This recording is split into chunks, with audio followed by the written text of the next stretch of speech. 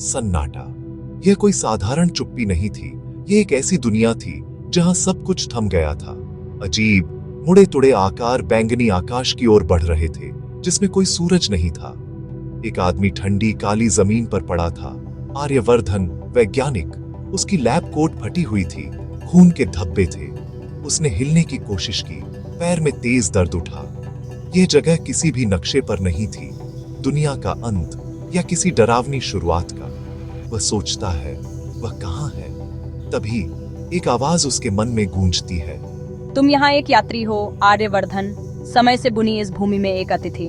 आर्यवर्धन ने घूम कर देखा, लेकिन वहां कोई नहीं था। आवाज हर जगह थी। मैं नियति हूँ, संतुलन। तुम ब्रह्मांड के रहस्य को समझना चाहते थे, अब तुम उसका हिस्सा हो। वैज्ञानिक, जो हमेशा तर्क पर विश्वास करता था, अब खुद एक रहस्य बन चुका था। बैंगनी आकाश उसे घूरता सा लगा, सदियों पुराने रहस्यों से भरा। नियति अब उसकी एकमात्र साथी थी, एक न्यायाधीश की तरह। वह किस्मत को काबू करना चाहता था, समय के नियमों को मोड़ना चाहता था। अब वह एक टूटा हुआ आदमी था, एक टूटी दुनिया में।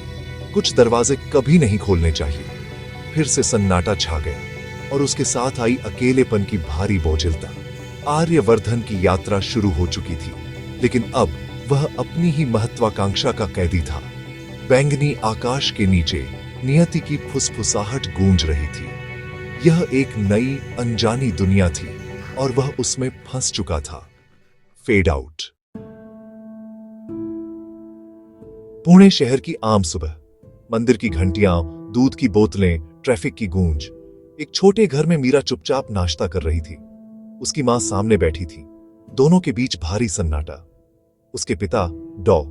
आर्यवर्धन राव गायब हो गए थे। सरकारी रिपोर्ट लैब में हादसा। मीरा के लिए बस एक खाली जगह रह गई थी। स्कूल में मीरा एक दर्शक की तरह थी, जिंदगी को बस होते हुए देखती। फिजिक्स की क्लास में मिस्टर शर्मा ने पूछा, क्या हम समय को बदल सकते हैं? सर, मुझे लगता है हम ही समय को बदलते हैं। जब हम खुश होते हैं समय उड़ जाता है, जब दुखी होते हैं वह धीमा हो जाता है। मीरा की दुनिया ठहर गई थी, जैसे समय ने उसके लिए रफ्तार बदल ली हो। Fade out. उसी दिन लंच ब्रेक में कुछ अजीब हुआ। मीरा स्कूल के बगीचे में बैठी थी, चिड़ियों को देख रही थी। एक गौरैया उड़ने लगी, फिर अचानक हवा में अटक गई, पंख जमे हुए। मीरा ने पलकें झपकाईं, लेकिन चिड़िया स्थिर रही। बाकी दुनिया सामान्य थी, लेकिन वह एक पल में फंसी थी। मीरा धीरे धीरे पास गई, हाथ बढ़ाया। चिड़िया के पंख जैसे किसी चित्रकार ने ब्रश रोक दिया हो। फिर अचानक चिड़िया उड़ गई, जैसे कुछ हुआ ही ना हो। मीरा अकेली रह गई, मन में सवालों का तूफान। ये उसकी साधारण जिंदगी की दीवार में एक दरार थी। उसे पिता की लैब का एक फ्लैशबैक याद आया। यह प्रयोग अंतरिक्ष और नियति के रिश्ते को समझने के लिए है। अगर हम स्पेस टाइम में विकृति बना सकें, तो हम वास्तविकता बदल सकते हैं। अधिकारियों ने चेतावनी दी थी, ये बहुत जोखिम भरा है, लेकिन उसके पिता जुनूनी थे, ब्रह्मांड के रहस्य खोलना चाहते थे। अब मीरा के रोंगटे खड़े हो गए। क्या जमी हुई चिड़िया और पिता का प्रयोग जुड़े हुए थे? विज्ञान और जादू की रेखा धुंधली हो रही थी। मीरा को लग रहा था वह उसी रेखा पर खड़ी है। उसकी दुनिया बदलने लगी थी। Fade out. उस रात मीरा बेचैन थी। वह पिता के अध्ययन कक्ष में गई। डायरी मिली। उसने एक रहस्यमय संस्कृत श्लोक पढ़ा।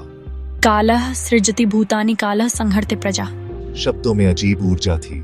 लाइटें बुझ गईं। कमरे में एक बूढ़ी औरत की परछाई उभरी। कुछ सवाल उनके जवाबों से ज्यादा जरूरी होते हैं बच्ची।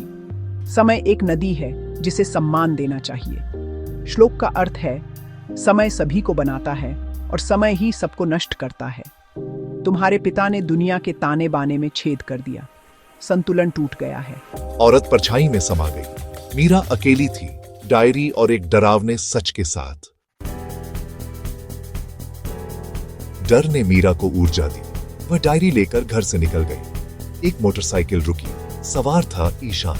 मीरा, जल्दी बैठो, मैं तुम्हारे पिता के साथ काम करता था। ईशान उसे एक सुनसान गोदाम में ले गया।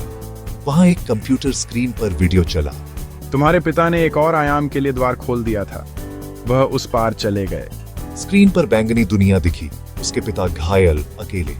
ब्रह्मांड का संतुलन नाजुक है, एक जीवन के बदले एक जीवन आरण चुकाना होगा। पापा, उनके पिता की आंखें सीधे मीरा की ओर, प्यार और पछतावे से भरी। अब मीरा जानती थी, उसकी यात्रा शुरू हो चुकी थी और ब्रह्मांड कीमत मांगने वाला था।